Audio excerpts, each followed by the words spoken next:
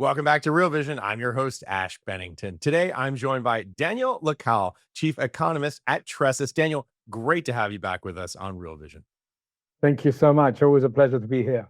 Always a pleasure to have this conversation with you. And boy, it is the perfect day to have you on. The Fed show yesterday down in DC. Today, we got US GDP. It's a miss, 1.5 actual. Prior 2.1 consensus was 2.3 consensus range, 1 to 2.8, a wide spread there. Daniel, one of the things I always appreciate when you come on the show is you always have a broad and comprehensive view of all things macroeconomic. Give us your view of what's happening right now. Yes, the GDP figure is very interesting because if you look at what consensus was estimating, there was a significant increase in government spending, which unfortunately, as we all know, and it's pretty evident, government spending adds to GDP. No, so interestingly, the miss in GDP comes mostly because consensus had an increase in government spending, and at the same time, reality has shown a decrease in government spending. So it's actually not really a miss. And if we look at it with the trend expected for the third quarter, I think that the United States economy continues to show strong consumption, very robust levels of investment, and good exports. And the impact in the second quarter of higher imports and lower government spending is basically what explains the difference from a consensus level that was created with a very wide spread. You've just said it. No, some people were expecting 1.7, 1.5. Other people were expecting 2.8. No, the wild swing comes from government spending and imports. So lower government spending and a 1.5% annualized growth doesn't look like negative to me in any shape or form. Think about it. The United States is the only G7 economy that is growing at that kind of rate in an environment in which the US is actually lowering government consumption, while Canada, the UK, France, Germany, Italy, Japan, they're all increasing government consumption. So the quality of private GDP, which is what matters to us and should matter to everybody that analyzes the economy, is actually much stronger, no? So I think in essence, what we should look at in this GDP figure is that the temporary factors that are affecting economic growth are likely to come back quite strongly in the third and fourth quarter. And what I think is basically that we need to be comparing the United States with the rest of the developed economies, and the picture in those is very bleak. Daniel, that is exactly why we love to have you on and why it is such a great time for you to come on and talk about this. You touched on a few things there. By the way, one of the few formulas I remember from my college economics class, C plus I plus G plus NX plus minus net balancing factors are how you get GDP. You talked about it there, but dive into the internal dynamics of this number. And this is what is so great about Real Vision. We get to do these really deep deconstructs on this. Talk a little bit first the point that you made about consumption, by far the largest factor in GDP, and the most important. Talk a little bit about that and break that out from the investment and government component of GDP. Yes, if we look at the US economy, the level of consumption and investment growth is pretty robust. We're talking about an annualized growth that exceeds the trend of the past 4 years and that exceeds the trend of the past 5 years as well. In terms of the actual figures and the composition of that, obviously in investment, technology is a significant factor, but technology is not justifying the figures of GDP. A lot of people are saying the United States would be in a recession if it wasn't for AI investment. That is simply incorrect. If you look at the total impact or annualized level of AI investment, it does not even get to 0.5% of growth. No, the level of consumption is true that is slowing down, but in real terms and in terms of the trend, it is actually pretty good considering a very important factor as well, which is rates. No, We can't forget that yesterday the Fed kept rates untouched, and that means that for a very prolonged period of time, the United States has had rates that are above the neutral level. And we cannot forget that when rates are above the neutral level, there is a very significant impact for small and medium enterprises and for families. So the fact that consumption is not suffering and investment is not suffering is important, also put in the context of elevated rates. Furthermore, we must also remember a lot of people, when we talk about rates, a lot of people say, oh, but who cares about 25 basis points here or there? That's a very market comment, no, very, very market participant comment. Think about it from the perspective of a small or medium enterprise.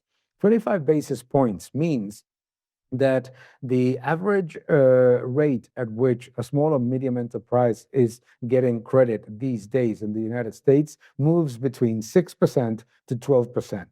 Furthermore, if the Fed decides to hike rates or keep rates, a lot of banks don't even give access to credit to small and medium enterprises because they prefer to hoard treasuries, which currently is a big risk for the productive economy.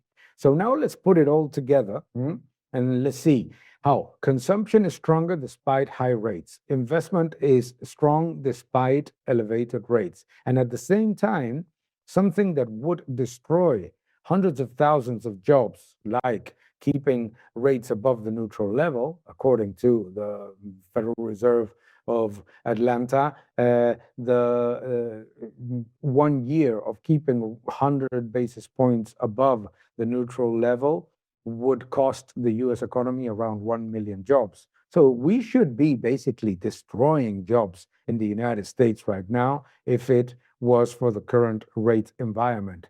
So that tells you a lot about the strength now of the US economy and investment, and also an important part of the improvement comes from the manufacturing sector. The manufacturing sector has been in expansion for quite a significant period, and that is something that was certainly not in consensus estimates. A lot of people said that tariffs, trade wars, etc., would not make the manufacturing sector improve, and reality is that it's proving to be. So I'm not saying that everything is rosy, but it's very common to read everything about the US economy on a negative basis. And when we see the very same day how consensus goes all crazy and about how good the GDP of Germany was at 0.2%, because it was better than 0.1% estimated. Oh my God! Is that we're getting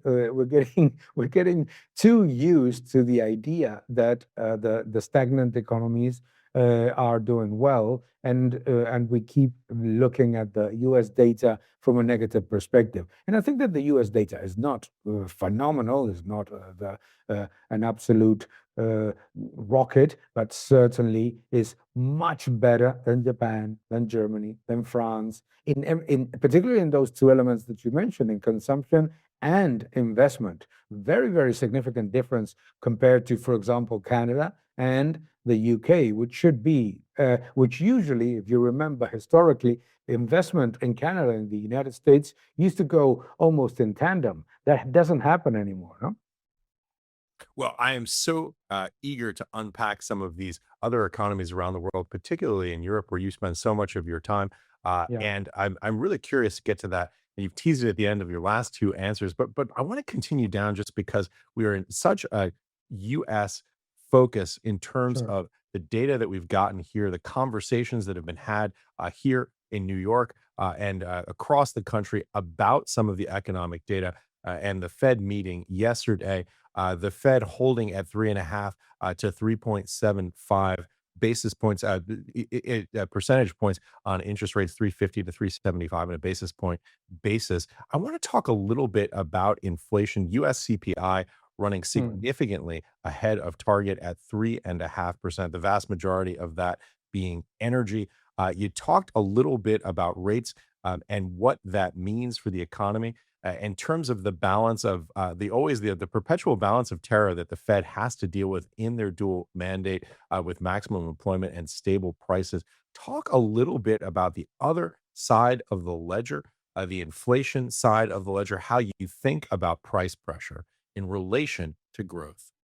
Yeah, I think that the level of inflation is concerning because it is above what we would consider the normal rate of inflation.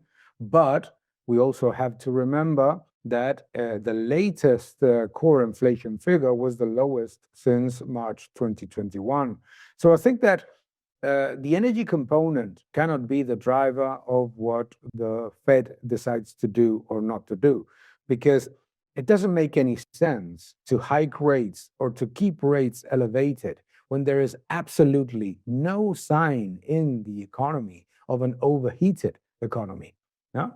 The reason why you hike rates is because you're concerned that people are taking way too much credit, that there's way too much excess in the economy, etc. None of that is happening. Industrial utilization, the level of utilization in the economy is perfectly in line with what would be a growth, a stable growth, but not overheated economy. So think about this: hiking rates because of an external energy factor is makes absolutely no sense, and we saw it in 2022.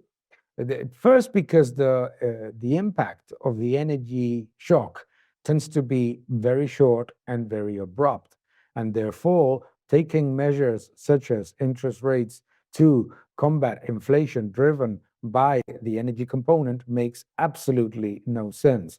To start with, because obviously the first thing is that the Fed doesn't print barrels of oil. So that's the most important thing, is that by hiking rates, you're going to do absolutely nothing on the geopolitical risk premium attached to oil prices. No? The second thing, obviously, is that the Fed has a dual mandate. It's not just stable prices, but it's also the employment level. And the fact that employment is relatively strong and certainly stronger than the G8 economies, but significantly weaker than it should be for an economy that is growing, likely to be growing in 2026 at 2.1, 2.2%, certainly should tell the Fed that policy is on the wrong side right now, no? Because you're keeping elevated rates because inflation is above the target, but at the same time, the Fed is keeping all the mechanisms that maintain excessive indebtedness from the government perspective.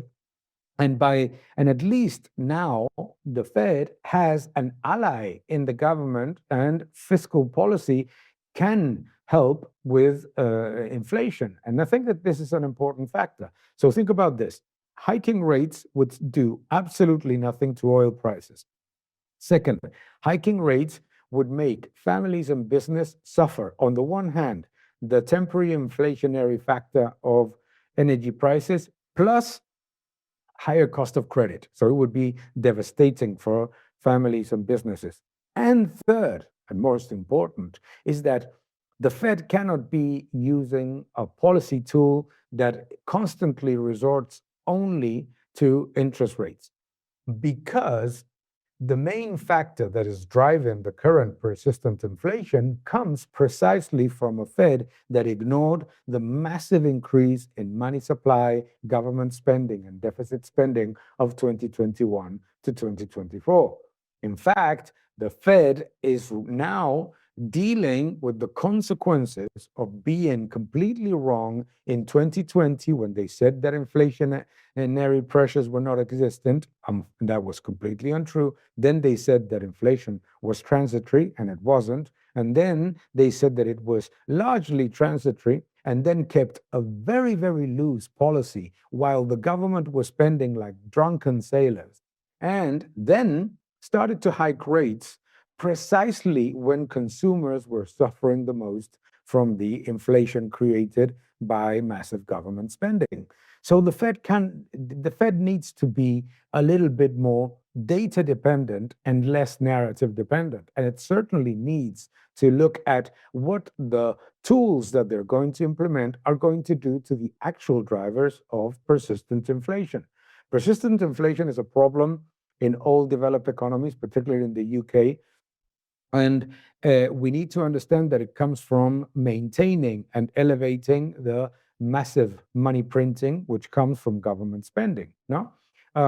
Now, the Fed needs to work on the employment side and be less about interest rates and more about managing the balance sheet more prudently, i.e., being more diligent about reducing the balance sheet. Think about this. What Jerome Powell did and the Fed did while he was in charge made absolutely no sense. So you basically hike rates and then at the same time delay the reduction in the balance sheet of the Fed and keep all of those liquidity tools that allowed between 21 and 24 for the government to massively increase government spending to the tune of $2 trillion above what was an extraordinary expenditure of the COVID period.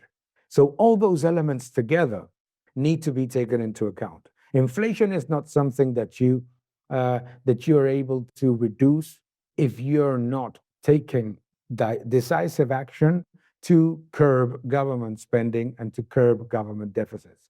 Therefore, what we find ourselves in a situation right now in which central banks are basically pushing all of the tools that they have of monetary policy on the shoulders of families, businesses, and the private sector, while the public sector in the developed economies is simply ignoring all of the signs of inflation, of lack of confidence in sovereign debt, and the challenges that they have on the economic, fiscal, and obviously on the inflationary front.